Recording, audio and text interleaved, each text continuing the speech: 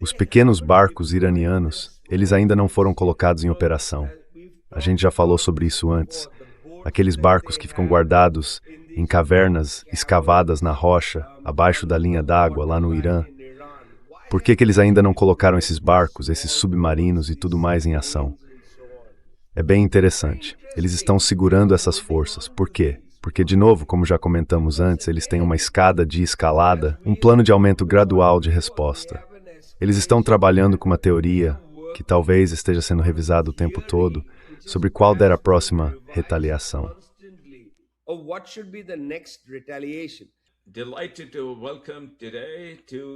É um prazer receber hoje no programa, dia 10 de julho, Vijay Prashad, um dos membros fundadores do nosso show, que tem crescido muito graças a todo o nosso público ao redor do mundo. Transition Protocol. O Vijay tem viajado por vários países, então ele traz notícias diretas do que está acontecendo em diferentes lugares, e eu estou ansioso para ouvir o que ele tem a dizer. É uma alegria convidá-lo, então seja muito bem-vindo, Vijay, ao nosso programa desta sexta-feira, dia 10 de julho. Transition Protocol é o nome do programa, e se você ainda não se inscreveu, aproveite para se inscrever. Se quiser receber o nosso boletim de segurança, que começamos a enviar toda semana para alguns dos nossos assinantes pagos, direto na sua caixa de entrada, torne-se um assinante pago. Mantivemos o valor no mínimo possível, de $5, porque o Substack não permite menos que isso. Então acesse nossa página no Substack e torne-se um assinante pago. Seja bem-vindo, Vijay. Conta pra gente o que você tem visto no terreno, nesse momento em que os acontecimentos ao nosso redor parecem o tempo todo prestes a sair do controle.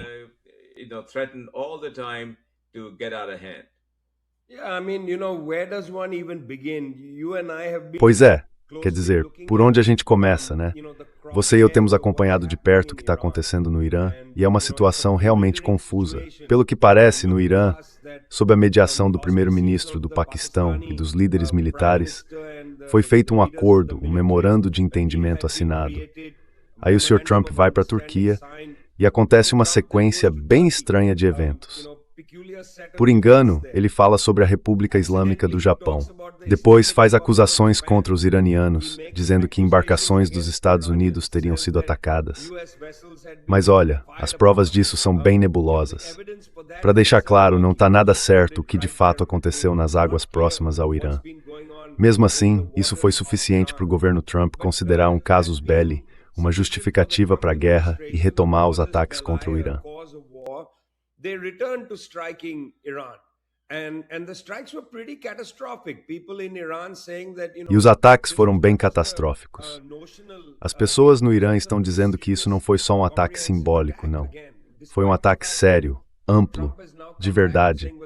Mesmo com o Trump agora voltando a dizer, olha, tem um cessar-fogo, tem um cessar-fogo. O que ele não quer é qualquer tipo de retaliação adicional. O Irã, claro, condenou os ataques dos Estados Unidos, como era de se esperar, e disse que vai retaliar no momento que achar conveniente, além de ter alertado contra novos ataques. Então, de certo modo, na minha visão, os iranianos têm sido extremamente cuidadosos na forma como respondem aos Estados Unidos. Os Estados Unidos bombardearam pontes ferroviárias. Como eu disse, não foi um ataque aleatório em áreas vazias do Irã. Eles atingiram pontes ferroviárias estratégicas, atingiram o caminho que leva a Mashhad.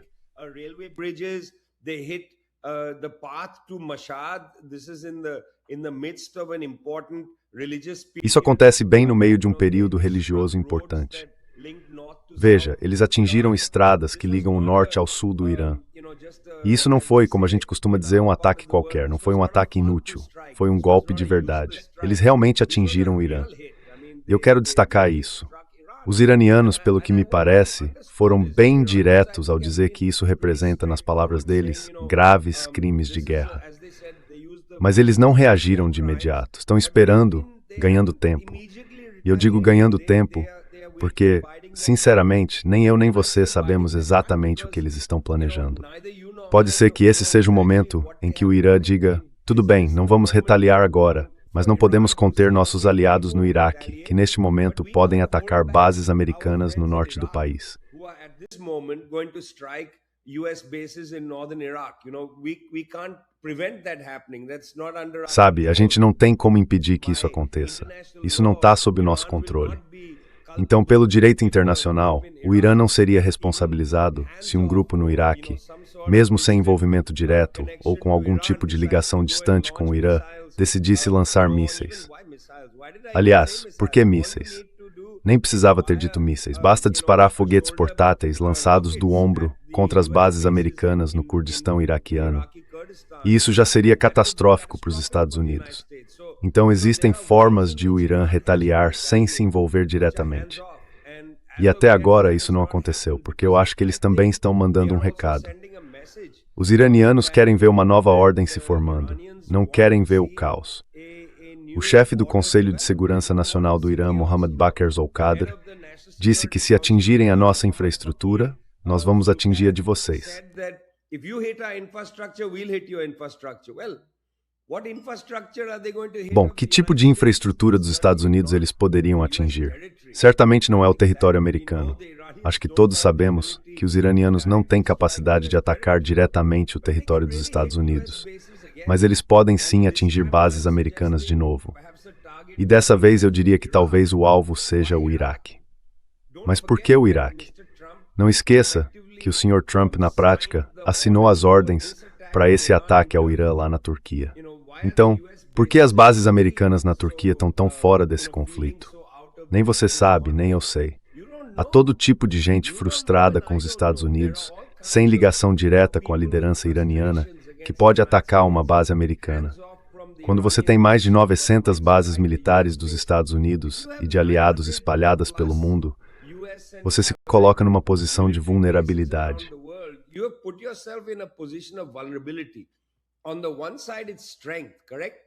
De um lado, é força, certo?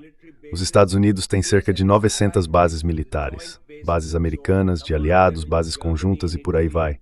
Várias delas ficam na Alemanha, na Itália e no Japão. São bases antigas da Segunda Guerra Mundial. Mas veja, é um sinal de força ter todas essas bases militares. No norte da Nigéria, provavelmente vão construir uma no Quênia, tem uma no aeroporto de Gana e assim por diante. Sinal de força. Mas também é uma vulnerabilidade. É como se seus dedos estivessem ali e do outro lado da porta alguém pudesse pisar neles. Essa é a sua vulnerabilidade. E o Irã nem precisa ordenar um ataque. Se as pessoas ficarem irritadas o bastante, com o genocídio contra os palestinos, com os ataques ao Irã, você nunca sabe o que pode acontecer. You never know what's going to happen. In your mind, Vijay, Na sua opinião, Vijay, existe alguma solução para esse conflito que parece não ter fim? Ou, como alguns convidados que já passaram por aqui disseram, é do interesse dos Estados Unidos manter esse conflito em fogo baixo só para enfraquecer o Irã, para garantir que o Irã nunca chegue ao seu verdadeiro potencial? just to make sure that Iran never rises to its potential. Yeah, I mean, so Então, enfraquecer o Irã é uma frase meio estranha de se dizer no momento em que o Irã conseguiu superar estrategicamente os Estados Unidos. Sabe, é um pouco estranho porque o que exatamente significa enfraquecer o Irã? Não é como se o Irã não tivesse capacidade, por exemplo, nesse caso. Ele não escalou o conflito, mas respondeu de imediato, atingindo o Bahrein e o Kuwait. Pois é, então você está dizendo que os Estados Unidos querem tirar do Irã a capacidade de fazer esse tipo de retaliação imediata. Ah, e quando eu disse antes que o Irã estava reservando o direito de retaliar, o que eu quis dizer era ir além dos 85 ataques que os Estados Unidos fizeram em território iraniano.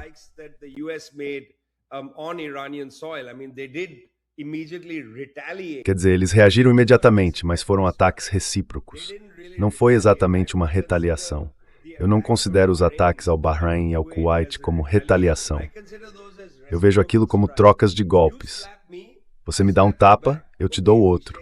Pronto, apertamos as mãos e acabou. Agora, se você me dá um tapa e eu te dou dois, aí sim eu chamo isso de retaliação.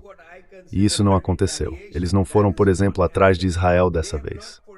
Ficaram em silêncio em relação a Israel. Isso é interessante. Atacaram um alvo americano no Kuwait, que eles já tinham praticamente destruído antes de chegar a Israel, Não é exatamente um grande ataque por parte dos iranianos. Eles são capazes de fazer muito mais do que isso.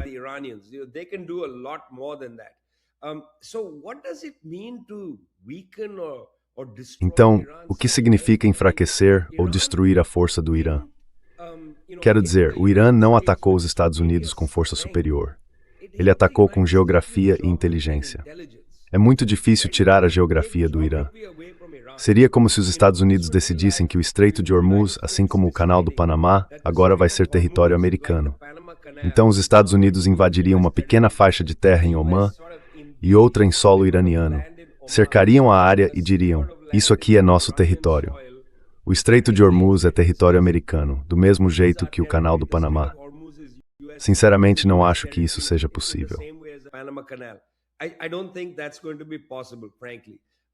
I don't think any US service person wants. Eu não acho que nenhum militar americano queira pisar em solo iraniano.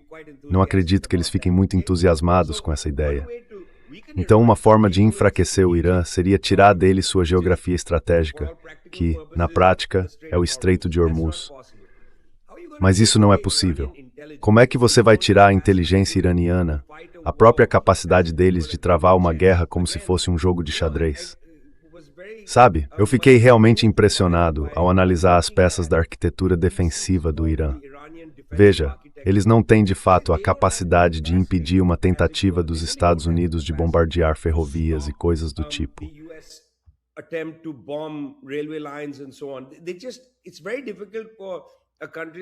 É muito difícil para um país como o Irã ter sistemas de defesa terra-ar capazes de impedir que os Estados Unidos atinjam a infraestrutura iraniana. Eles simplesmente não têm isso, mas eles têm inteligência, o que significa que têm a capacidade de pensar no que vai prejudicar os americanos e no que vai deixá-los envergonhados. Esse é o segundo ponto fundamental. Quando você está travando uma guerra, também pensa na psicologia do inimigo. Você não precisa apenas derrotá-lo. Essa ideia de derrota total é algo arcaico, ou talvez nunca tenha sido realmente uma regra da guerra. Você não busca necessariamente a destruição do outro. A gente não está no século III a.C., sabe? Não é mais aquela coisa de reunir dois grandes exércitos e se bater até que um deles simplesmente sobreviva ao massacre.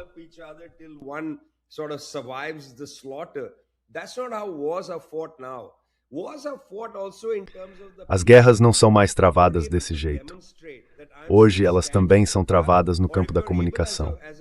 Se você consegue mostrar que ainda está de pé, ou se, como um país menor, consegue provar que a onda de ataques não destruiu o Estado, que o Estado ainda funciona e tudo mais, isso já é uma vitória de prestígio.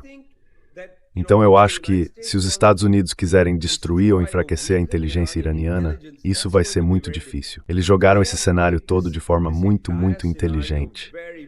Vou te dar um exemplo que me acompanha desde o começo disso tudo. Desde o início eu me perguntei, onde estão os barcos pequenos do Irã? Eles ainda não colocaram esses barcos em ação.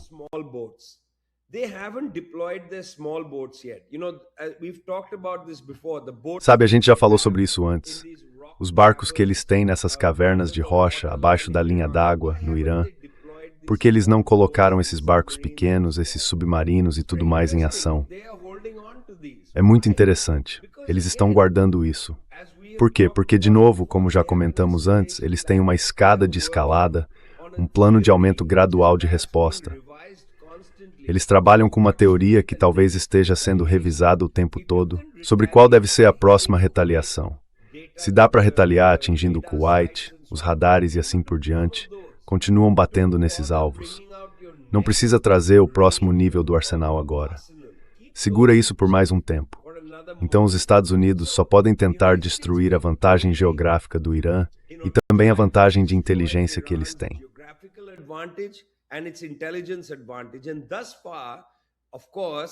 Até agora, claro, como dá para entender, você pode continuar bombardeando pontes e tudo mais, pontes ferroviárias, rodoviárias, o que for, mas não tem como tirar a vantagem geográfica deles.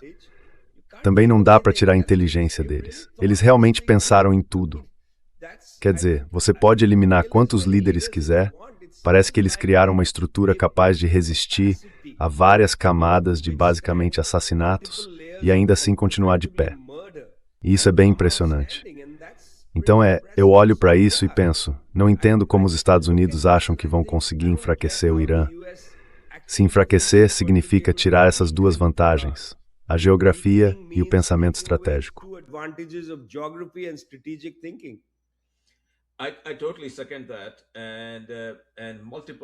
Eu concordo totalmente com isso. E vários convidados do nosso canal disseram exatamente a mesma coisa. A história está confirmando o que a gente vem dizendo conforme os acontecimentos se desenrolam. Na verdade, ontem, no nosso canal, tivemos o Pepe Escobar e o Larry e discutimos algumas informações privilegiadas que eu pude compartilhar com eles, de que o gabinete do líder supremo está realmente considerando, e já anunciou isso antes, que talvez o próximo passo seja declarar que não fazem mais parte do TNP, o Tratado de Não Proliferação Nuclear. Então eles ainda têm muitas cartas na manga.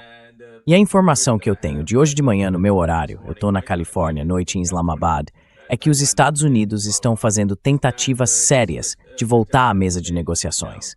A gente até noticiou isso ontem também. E você, que tem viajado pelo mundo todo, conversado com as pessoas certas, o que acha de tudo isso?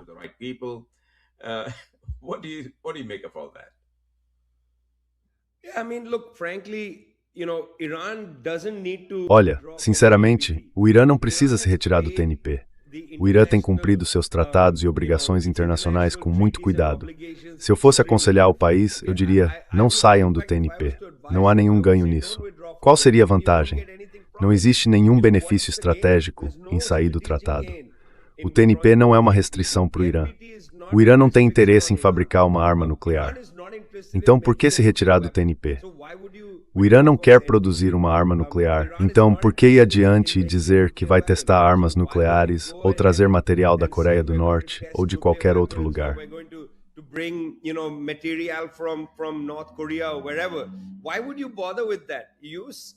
Por que você se preocuparia com isso? Você mantém a sua posição por princípio. Eu acho que isso ajudou muito o Irã. Veja, 2 milhões de pessoas saíram às ruas para homenagear o martírio do grande Ayatollah Ali Khamenei. 2 milhões de pessoas foram celebrar a vida dele. Foi algo extraordinário. Uma celebração enorme em Teherã, em Qom e em outras cidades. Eu não acho que algum líder ocidental vá ter um funeral com nem 10% de 2 milhões, certo? E a maioria dos líderes ocidentais nem sabe o que é 10% de 2 milhões, porque estavam dormindo na aula de matemática. Enquanto isso, a liderança iraniana estava bem acordada, porque muitos deles são físicos e tudo mais. Mas o ponto é que os iranianos pensaram muito bem em tudo isso.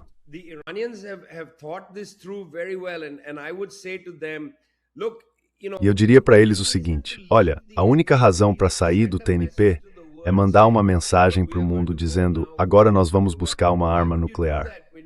Mas por que fazer isso, se vocês têm uma imensa vantagem moral sobre os Estados Unidos? Vocês mesmos já disseram várias vezes, até no memorando de entendimento, que não estão interessados em armas nucleares, que estão prontos para negociar. Então, por que abrir mão dessa vantagem moral? Vocês não ganham nada com isso, a menos que realmente pretendam testar uma bomba nuclear amanhã. Se for esse o caso, eu diria para os iranianos, testem, saiam do TNP depois. Não há motivo para sair antes. Por que mostrar suas cartas?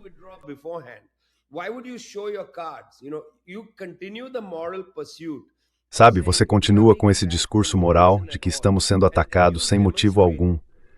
E você mostrou, né? Mostrou que o governo dos Estados Unidos pode enviar um jato de 100 milhões de dólares, basicamente movido por um piloto caríssimo. Enquanto isso, vocês estão revidando com drones, que praticamente não custam nada. São drones suicidas, veículos não tripulados de vários tipos. É uma loucura. Até os mísseis balísticos que os iranianos têm disparado contra a base naval no Bahrein e a base aérea no Kuwait são mísseis baratos. Não são mísseis de 100 milhões de dólares cada. Então vocês ainda conseguem enfrentá-los com armas convencionais.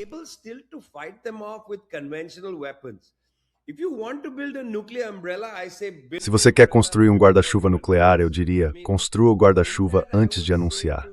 Quer dizer, nesse sentido, eu diria para os iranianos, aprendam com os indianos e com os paquistaneses. Os testes nucleares deles foram feitos em segredo. A Índia nunca entrou no TNP. O Paquistão também nunca entrou no TNP. Eles simplesmente fizeram seus testes nucleares e disseram dane-se vocês. E de forma bem tola, Índia e Paquistão fizeram testes nucleares um contra o outro, o que é absurdo, porque como a gente já falou antes, eles deveriam estar conversando. Índia e Paquistão precisam conversar entre si, não ficar construindo um enorme arsenal nuclear. E sinceramente, eu duvido que o Irã esteja interessado em um escudo nuclear.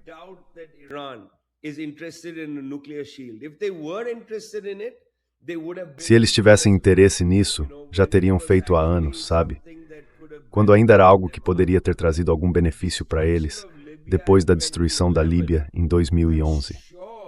Tenho certeza de que nas conversas mais reservadas entre os altos funcionários iranianos, não sei ao certo, nunca ouvi isso diretamente de ninguém, mas tenho certeza de que nas discussões mais secretas, a liderança máxima do Irã deve ter dito algo como: olha o que fizeram com a Líbia, olha a Coreia do Norte, talvez a gente devesse buscar uma arma nuclear.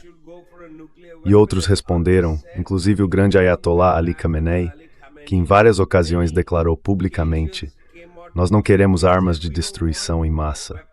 Isso vai contra o nosso entendimento da humanidade.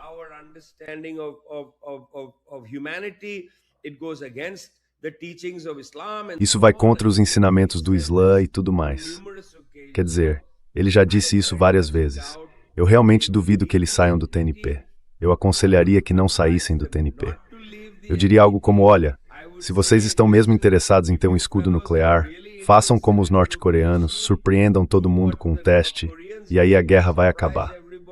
Mas sabe, se quiserem seguir por esse caminho, eu não acho que eles queiram. O caminho que eles estão seguindo é, de certo modo, bem mais arriscado, porque assim vão continuar sofrendo esse tipo de ataque no próprio território.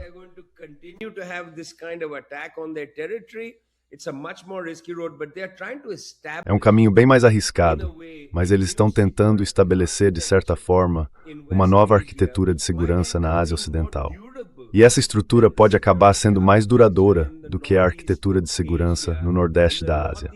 No Nordeste da Ásia, Japão, Coreia do Sul e outros países continuam querendo ver a Coreia do Norte, digamos, abrir mão do seu escudo nuclear e, na prática, se render. Eles ainda querem isso. Mas na Ásia Ocidental, eu acho que os Estados Árabes do Golfo, depois de terem levado duros golpes em várias ocasiões, estão chegando à mesma conclusão que os sauditas já tinham chegado antes. Sabe de uma coisa? A gente precisa se acertar com o Irã. Se quisermos desenvolvimento, precisamos de um novo cenário estratégico. E esse cenário não pode incluir os Estados Unidos.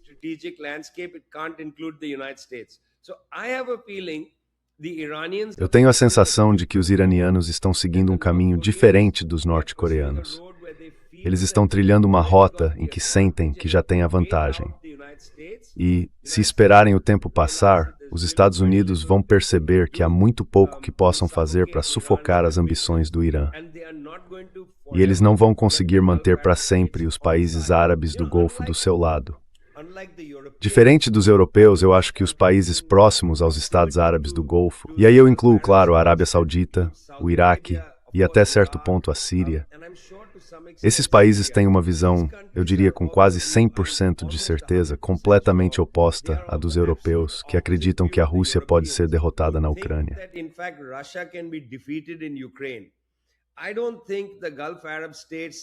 Eu não acho que os Estados Árabes do Golfo estejam sob a ilusão de que o Irã pode ser derrotado militarmente. Acho que eles entendem que se o Irã for esmagado, eles também serão. Quer dizer, veja bem, e eu encerro com isso. Se você pegar o Catar, há muitos e muitos anos, era apenas um exportador de energia bruta, ou seja, petróleo e gás natural. Mas o país se industrializou nas últimas décadas. Hoje, o Catar tem capacidade industrial para produzir fertilizantes, que exporta com alto valor agregado dentro da sua cadeia de commodities e tudo mais. É um grande exportador de bens industriais acabados.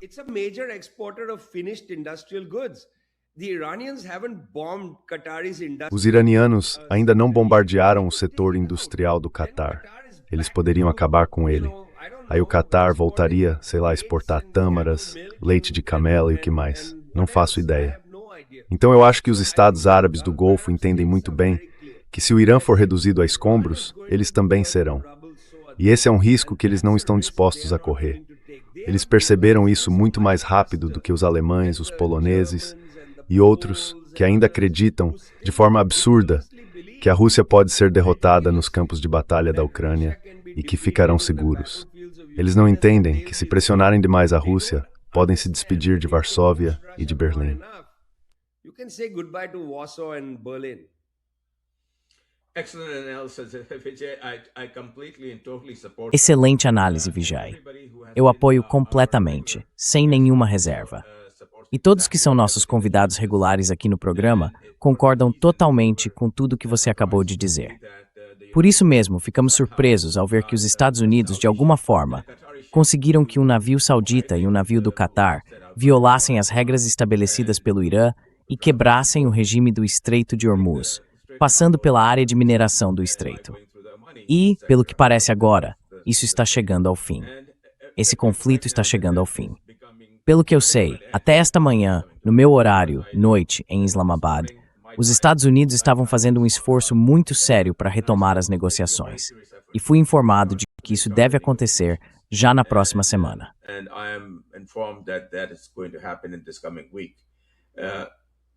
If that comes about, Se isso realmente acontecer e eles voltarem para a mesa de negociações, mesmo com o Trump fazendo todo tipo de barulho ridículo e ele nem entende direito do que está falando, o que você acha que é o objetivo final aqui? Quer dizer, você vê o Paquistão voltando a ter um papel importante para aproximar essas duas partes, como aconteceu antes de tudo isso? As conversas deveriam ter começado no dia 11, ou seja, amanhã, e tudo já estava pronto para isso acontecer. Aí veio essa escalada, e agora parece que as coisas estão esfriando, como todo mundo já esperava que fosse acontecer. Então, pensando a longo prazo, para onde você acha que essa região vai caminhar? where do you think this piece of real estate is headed? Well, firstly, I think Bom, primeiro eu diria que o primeiro-ministro, Shahbaz Sharif, veja, ele não foi ao funeral de Ali Khamenei, mas o ministro das Relações Exteriores e vice-primeiro-ministro, Ishaq Dar, estava lá, assim como o chefe do Estado-Maior do Exército e outras autoridades. Então, pessoas de altíssimo nível foram ao funeral em Mashhad. Mas depois do funeral, o primeiro-ministro Sharif teve uma longa conversa por telefone com Masoud Pezeshkian e falou com o premier iraniano sobre a necessidade de, como ele disse, manter firmes as conquistas duramente alcançadas da paz. Conquistas duramente alcançadas da paz, ou seja, aquele esforço que ele teve que fazer, indo e voltando o primeiro-ministro Sharif. É como num casamento, sabe? Você vai de um cômodo para o outro. You're going between one room and the other. It's like a Muslim wedding, Mr. Sharif. É como um casamento muçulmano, sabe? Entre muçulmanos. O Sr. Sharif levando o Nikanama de um lado para o outro, perguntando, você aceita? Sim, sim, sim. Excelente análise. Pois é. No fim das contas, sim, sim, aceitamos. E o casamento está feito. Agora, o que acontece se logo no começo do casamento, as duas partes voltam e dizem, espera aí, queremos renegociar o tratado, o acordo. Bem, desculpe, mas o acordo é bem sólido, porque o mundo não vê, ninguém vê a violação que o Sr. Trump viu. De certa forma, e digo isso com cautela, eu diria que o Sr. Trump fez esse movimento na cúpula da OTAN justamente porque prendeu as mãos dos membros da aliança ali mesmo. Não havia mais espaço para outro tipo de debate ou discussão. There could be no other debate and discussion. He basically took over the summit by showing up there. Basicamente, ele tomou conta da cúpula só por aparecer lá, começar essa história e depois colocar tudo no colo do Erdogan. E mais uma vez eu quero dizer que a gente precisa entender melhor o papel que o Sr. Erdogan está desempenhando em tudo isso. Porque veja, o Erdogan tem uma dança política bem peculiar. De um lado, ele continua tentando aproximar a Turquia do que chamam de Europa. Chamam porque a Europa vive rejeitando a Turquia. Não dão a ela adesão, nem nada disso. Mas a Turquia faz parte da OTAN. E isso é algo importante, teve até a cúpula da OTAN na Turquia e tudo mais. Ele busca agradar os europeus e os Estados Unidos e ao mesmo tempo joga esse jogo com o resto da Ásia. Afinal, a Turquia, claro, fica entre a Europa e a Ásia. Of course, it straddles Europe and Asia, Yeah, most of Turkey is in Asia, but É, a maior parte da Turquia fica na Ásia. Mas o Sr. Erdogan realmente faz esse jogo duplo ao longo do tempo, sabe? Num momento ele é um líder asiático, tá lá com os paquistaneses, com os centro-asiáticos, com os iranianos, e no minuto seguinte está com o Trump e outros socializando. E eu acho que alguém precisa fazer a ele uma pergunta. Sr. Erdogan, o senhor realmente se vê como um facilitador da OTAN? O senhor está satisfeito com a forma como a OTAN age e opera? Porque veja, a OTAN, embora não faça parte diretamente desse conflito contra o Irã, basicamente endossou a ação. Não há um único membro da OTAN que tenha se manifestado dizendo que isso é uma coisa absurda.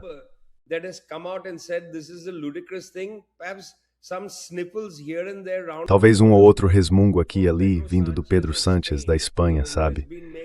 Ele tem feito alguns comentários sobre o genocídio contra os palestinos e de vez em quando fala um pouco também sobre os excessos contra os iranianos. Mas na prática, não há realmente uma ruptura no consenso. E o novo primeiro-ministro britânico, que vai assumir, foi praticamente escolhido lá de cima, o Andy Burnham. Ele também fez alguns comentários sobre o genocídio dos palestinos. Comentários bem mornos, para falar a verdade. Mas eles não rompem a linha quando o assunto são as guerras reais dos Estados Unidos, como no caso do Irã. Eu não vejo o Andy Burnham dizendo que isso é um grande desperdício de dinheiro. Eles não estão rompendo com nada disso.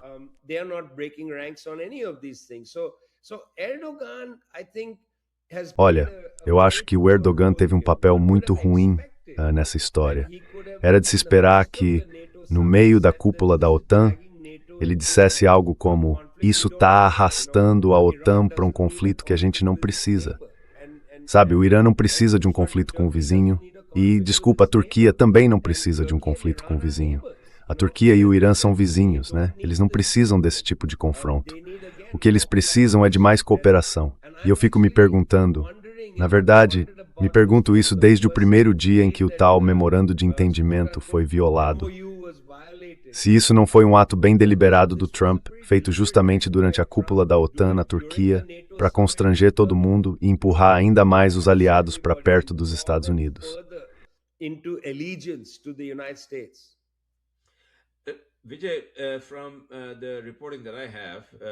Vijay, pelas informações que eu tenho hoje, o Sr. Erdogan tem estado extremamente ativo ao telefone com a liderança do Paquistão, o Shehbaz Sharif. E como todo mundo sabe, especialmente você, o Paquistão não é governado de fato pelo Shehbaz Sharif, mas sim pelo Marechal de Campo, junto com ele. Além disso, o que apuramos é que o Sr. Shehbaz e o Marechal têm se comunicado diretamente com seus equivalentes no Irã e estão muito ativos tentando, mais uma vez, reunir essas partes, retomar essas conversas. A linha do tempo que me passaram é que nesta próxima semana, entre quarta e quinta-feira, eles devem estar juntos novamente. A minha pergunta para você, com todo o seu conhecimento da região e sendo também alguém de lá, como eu, você vê o que eu suspeito? Que isso é o desfecho final para Trump, para os Estados Unidos, para os europeus, e que no fim de tudo isso, o Irã vai acabar ocupando o lugar que considera legítimo, como um ator dominante.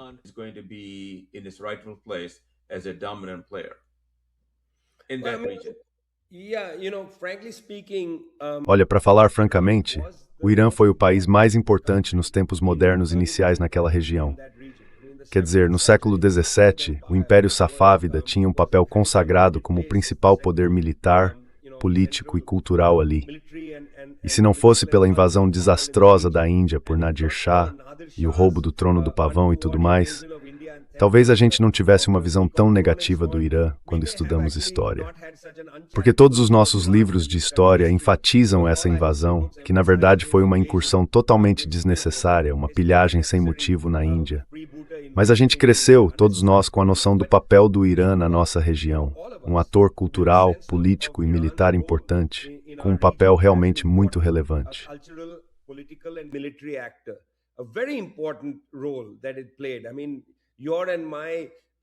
Quero dizer, tanto o seu idioma quanto o meu se beneficiam da grandeza do vocabulário iraniano, das estruturas gramaticais iranianas e assim por diante. E isso também se estende ao mundo árabe. Não é só para o leste, é também para o oeste. O Irã tem um papel muito importante. As discussões e os debates sobre o Islã dentro do Irã têm influência fora do país, além do persa, chegando ao árabe, as nossas línguas, até a Indonésia. Então, a gente precisa entender que o Irã foi reprimido desde a década de 1920. No momento em que o petróleo foi descoberto, o Ocidente começou a sufocar o Irã. E quando o Irã tentou se levantar, em 1953, sob Mohammad Mossadegh, ele foi derrubado num golpe.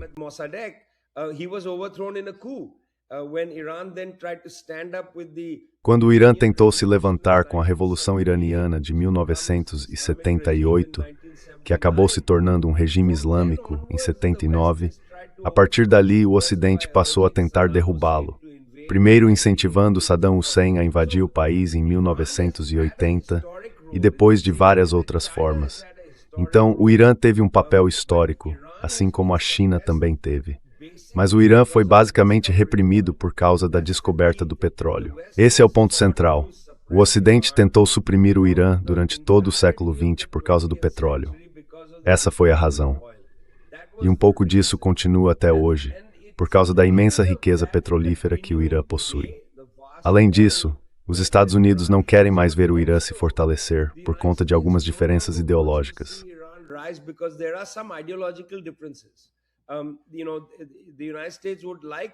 Sabe, os Estados Unidos gostariam que países como o Irã fossem basicamente subordinados a eles. Essa é uma diferença ideológica que não tem nada a ver com petróleo. Eles simplesmente gostariam de ver o Irã obedecendo, e o Irã se recusa a se curvar. Isso é um problema para os Estados Unidos. O Irã está oferecendo uma alternativa para as pessoas, mostrando que é possível defender a própria soberania. De novo, independentemente do que você pense sobre o governo iraniano, e eu preciso dizer, e viajando por diferentes países, você encontra pessoas e pergunta, e aí, o que você acha do Irã?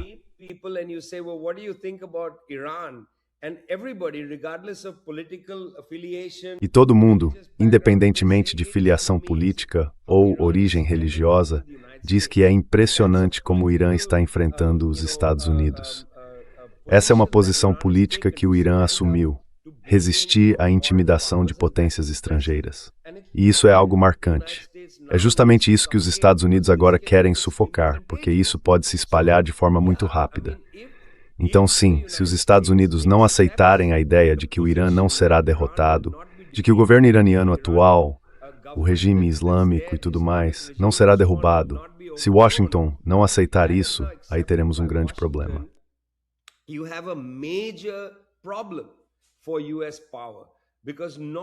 Para o poder dos Estados Unidos, o ponto é que uma civilização mais antiga entrou em cena dizendo algo como, olha, nós temos laços e conexões importantes em toda a região. Queremos renovar esses vínculos e queremos fazer isso a partir de uma posição de dignidade, não de subordinação. Não é preciso construir um eixo de resistência. Em outras palavras, agora é possível construir uma unidade voltada para o desenvolvimento. É uma base completamente diferente. O Irã não precisa mais exportar mísseis para o Hezbollah, por exemplo. Mas por que não exportar a capacidade de construir pontes no Líbano, de construir escolas e coisas assim? Isso oferece um modelo diferente. E esse é um tipo de ameaça real para os Estados Unidos. Então, o que eu diria é que se o Irã... A internet travou por um segundo. Tá bom. Desculpe. Não, eu só estava concluindo o raciocínio dizendo que se o Irã puder se manter de pé, por assim dizer, ele vai oferecer ao povo da região uma base alternativa para imaginar o desenvolvimento e tudo mais. E isso é inaceitável para os Estados Unidos. O que é inaceitável na independência do Irã não é exatamente uma questão militar, nem religiosa ou cultural. É também o fato de que o Irã pode oferecer, em vez de um eixo de resistência, uma comunidade voltada para o desenvolvimento. Pode oferecer uma alternativa. O Irã é um parceiro muito importante na iniciativa do Cinturão e Rota da China. São esse tipo de avanço, de cooperação em projetos, que os Estados Unidos não querem ver. Eles preferem ver esses países subordinados ao poder ocidental, em vez de vê-los de pé, caminhando com as próprias pernas. Than to see them standing up on their own feet. And I think that's really E eu acho que é isso, sabe, o que o Ocidente teme muito mais do que o Irã ter uma bomba nuclear ou algo assim. A bomba nuclear seria o escudo que protegeria o Irã para seguir sua própria agenda. Eu não acho que os iranianos tenham qualquer necessidade de usar uma bomba dessas contra ninguém. E a gente sabe muito bem que isso nem faz parte dos planos deles. Então essa questão não é sobre a bomba nuclear. É sobre o Irã exercer sua independência. Em outras palavras, o golpe de 1953 contra Mohammad Mossadegh nunca foi perdoado. Os Estados Unidos querem repetir o golpe de 53. De certa forma, eles nunca vão perdoar o Irã por Mossadegh, que foi o presidente independente do país entre 1951 e 1953. Eles não perdoam o Irã por Mohammad Mossadegh e também nunca vão perdoar pela Revolução Iraniana de 1978. 79. Isso é uma punição por causa disso. Não tem nada a ver com política nuclear.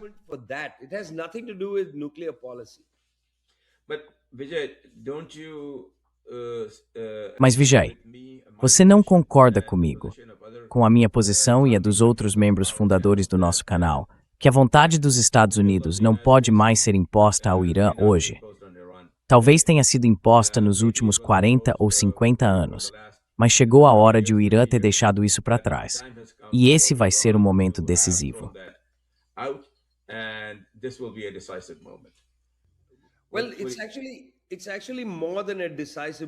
Na verdade, é mais do que um momento decisivo. Quero dizer, eu acho que os historiadores daqui a 50 anos, ou até 100 anos, vão olhar para esse episódio e vão dizer que foi o momento em que ficou claro quão inútil é o exercício do poder militar dos Estados Unidos. Que o poder militar americano, por mais destrutivo que seja, se tornou estrategicamente menos útil. A capacidade estratégica dele caiu de forma dramática. E aí a gente se pergunta, o que os Estados Unidos conseguem estrategicamente com esse bombardeio contra o Irã? Muito pouco. Eles não conseguem derrubar o Estado, não conseguem destruí-lo. O Estado continua de pé. Eles destruíram o Estado na Líbia, que era um Estado muito mais fraco do que o Irã. Mas, de fato, destruíram o Estado na Líbia.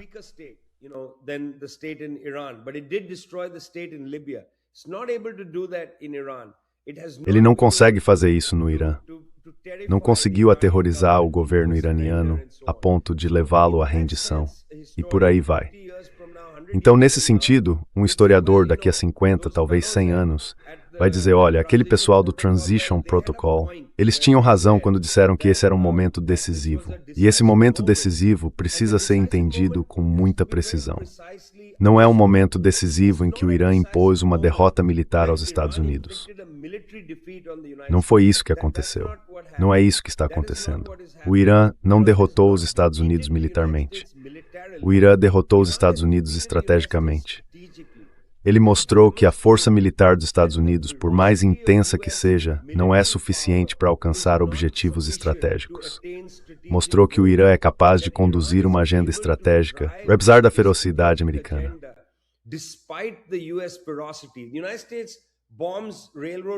Os Estados Unidos bombardeiam pontes de trem, bombardeiam, pontes de carro, bombardeiam usinas de energia e por aí vai.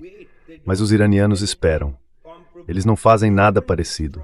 Não destruíram infraestrutura civil em grandes partes dos estados árabes do Golfo. Eles foram precisos. Atacaram as bases militares americanas no Bahrein e no Kuwait. Foi um ataque cirúrgico em alvos militares.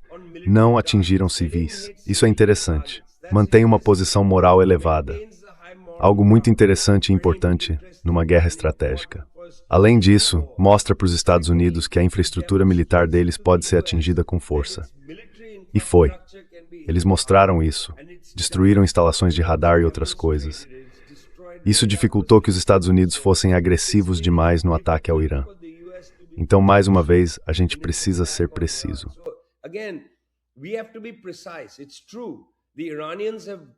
É verdade. Os iranianos mostraram nesse conflito que os Estados Unidos não conseguem alcançar seus objetivos estratégicos usando apenas sua força militar feroz.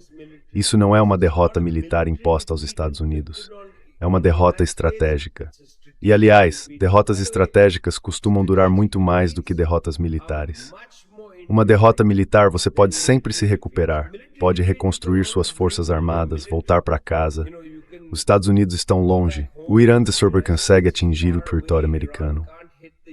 Você pode desenvolver um monte de armas malucas, voltar e bombear de novo. Isso é possível, mas uma derrota estratégica muito mais duradoura. But a strategic defeat is much more enduring. What will the US come back and do the next time? O que os Estados Unidos vão fazer da próxima vez? Vão bombardear as pontes de novo? Mas aí o Irã vai reagir e fechar o Estreito de Hormuz. Quer dizer, e aí o que dá para fazer? Vão mandar os petroleiros com casco duplo?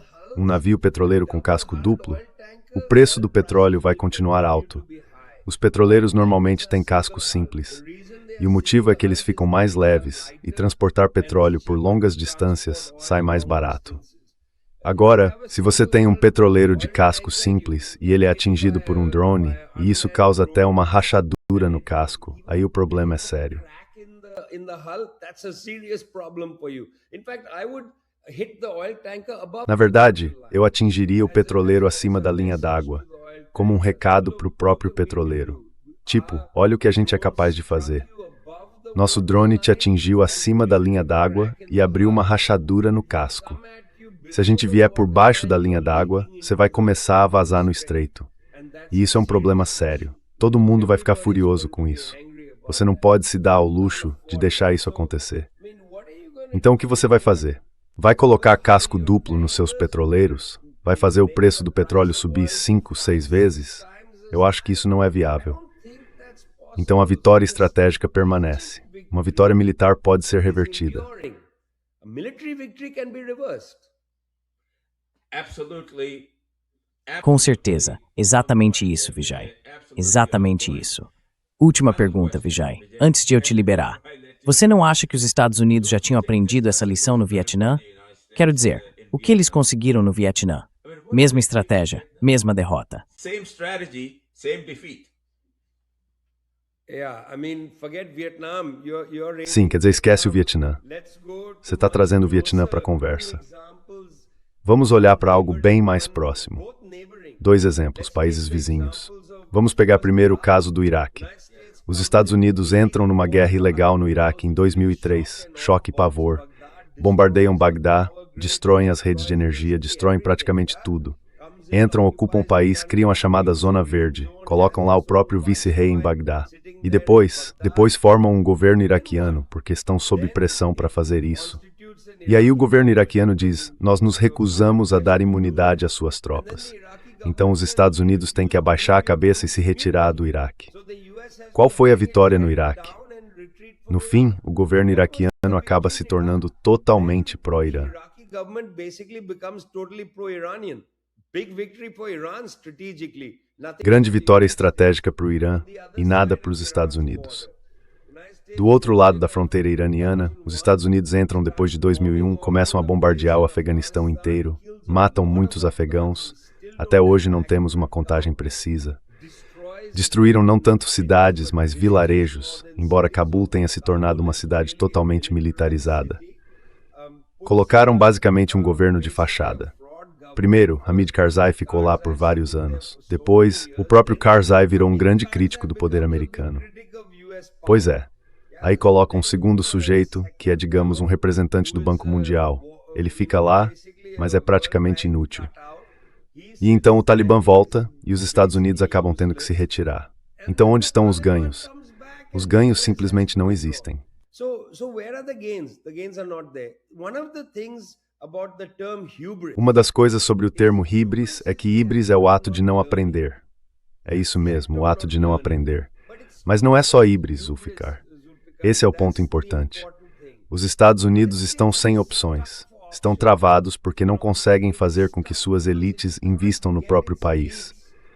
Os principais investimentos em novos projetos têm sido em centros de dados de inteligência artificial. E isso não é suficiente. Eles não estão construindo coisas nos Estados Unidos, entende? Talvez armamentos e só. Alguns produtos de alta tecnologia, mas não há manufatura. A participação da indústria caiu de forma acentuada. No Reino Unido, de onde eu estou falando com você agora, a manufatura representa cerca de 8% do PIB. Isso é muito baixo. E mesmo com a chegada do Andy Burnham, ele não vai conseguir elevar isso nem para 9%. He's not going to be able to lift it to even 9%. I very much doubt it. So they have a problem. Duvido muito. Então eles têm um problema. Estão tentando usar força militar para forçar todos esses países a se submeterem, mas não está funcionando. E mesmo que continuem fracassando, vão continuar fazendo isso. Estão se armando de novo contra a China. Estão loucos. Vão entrar em guerra com a China. Perderam o juízo? Pois é, perderam mesmo. Estão desesperados para manter o poder. Não querem viver num mundo democrático de iguais. Querem ser os únicos a ditar as regras da vida humana. E desculpa, mas esse tempo já passou. A gente vive em outro mundo agora. Eles não querem aceitar isso, mas o mundo já mudou. They are not willing to come to terms with it, but the world has already changed. Vijay, I could not have said that better. Vijay, eu não poderia ter dito isso melhor. É por isso que você é um dos fundadores desse canal extraordinário, que, aliás, tem ido muito bem. Obrigado. E obrigado ao nosso público global que tem nos apoiado.